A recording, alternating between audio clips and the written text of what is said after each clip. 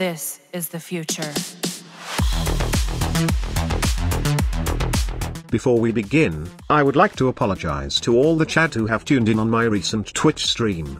It got cut short due to internet problems. I contacted my internet service provider and they said they will fix it today as soon as possible. Well, it's 8 in the evening now, and no one came to fix my internet. Glad that I have a back internet connection, but it's not as fast as my main internet connection. I'm only receiving 10 Mbps with my current connection, and I hope that somehow, they will fix my goddamn internet tomorrow. I'm really sorry if this kept happening, especially when I'm streaming. I don't know if it's just bad luck, or the internet provider in my country just suck. Nonetheless, I will continue giving you content, and in this video, I will show you the most busted build you can use right now for Voruna. I have 2 god builds shared in my past Voruna video which you can check later. The first one was a mecha nuke setup, while the other one is an immortal endgame setup. In this video, I managed to combine both, and I added a few things to make the build better with the help of the Archon mods. Okay, let me explain everything in the build section. First of all, let us take a look at my Voruna build. All Archon mods work with Voruna except Archon Intensify. You can add healing skill through Helminth system and go for Archon Intensify, but that wouldn't benefit Voruna. In addition, I opt out Archon Flow despite the fact that it procs. Normally, you kill enemies with slash, gas, heat, electricity, or just pure damage with your melee while using Voruna. It's hard to kill enemies with cold, especially if you are doing steel path missions or level cap.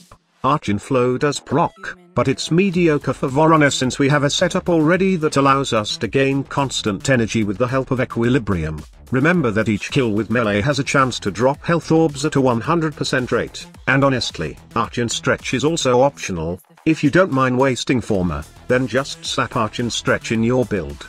The Archon Stretch mod does proc most of the time when you get electric proc from her second ability, but it's just a secondary energy restore since Equilibrium already made this build energy efficient. Now, I have included health conversion on this build for survivability. With 3 charges, you can 1350 armor, add this with the base armor of Voruna, plus Arcane Guardian, then you will have 89% damage reduction on health. It gets better when you proc Mecha Pulse, as it skyrocket your armor resulting to higher damage reduction. But honestly, this is just a secondary defense for Voruna, as her main defense is stealth with the help of her first ability, and shield gating mechanic with the help of auger mods which I equipped in my secondary weapon. I am using a secondary gun as stat stick for this build, to somehow gain shield per ability cast, allowing me to abuse the shield gating mechanic. The biggest use of armor from mecha mods, and as well as Voruna's mod equipped, is for keeping alive the Hera's Cubrow which we need to gain the 30 meters range of nuke power. With huge armor bonus, the dog is tanky enough to withstand enemy hits coming from high level targets. And the good part about this is that, when you activate your first ability, the dog will also be invisible as long as you don't perform an attack. Why use Hera's Cubrow though, since you already can gain invisibility? Double invisibility for more survivability on your dog. Aside from that, I don't need anything but the 2 mecha mods on the doggo build. Another great mod to keep this dog alive is the Prime Pack Leader since we are using melee weapon and we can heal the dog almost every time. Good thing that the bonus armor from health conversion does work with link armor, giving more damage reduction to your dog, and it's safe to say that with all the survivability setup, your dog can be reliable in the mission. The only problem though, is the dog is slow in marking targets, but this is not a problem since when you proc a damage over time element, then a marked target is near the enemy that has been affected by multiple statuses with your second ability, then the damage over time effect gets transferred, and once they died from it, the 30 meters status nuke of the mecha mod set gets activated.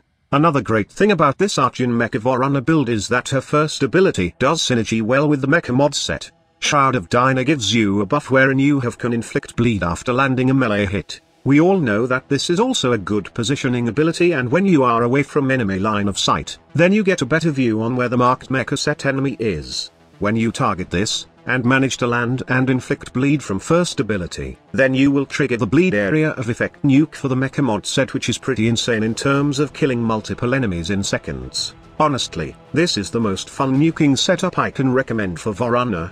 Before you go, I would also suggest to give silence a try with your Voruna.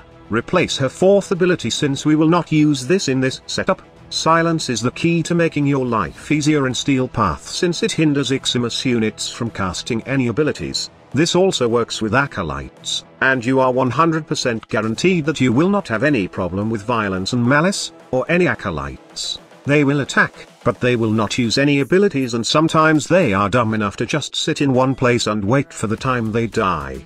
For the melee, it's just personal preference, but for this video, I was using the Broken War with the usual fast attack setup, only this time, I am using Condition Overload since it works well with Voruna's 2nd ability that procs a lot of status. One thing that I forgot to mention in the Voruna build by the way is the importance of Archean continuity. When her 2nd ability procs Toxin, it adds corrosive procs which allows you to gain extra status, giving more damage bonus from Condition Overload. It may be little, but it adds to the overall damage of the build. That's all about it. Now go try this out for yourself. Thank you so much for watching. Squad Leader signing off.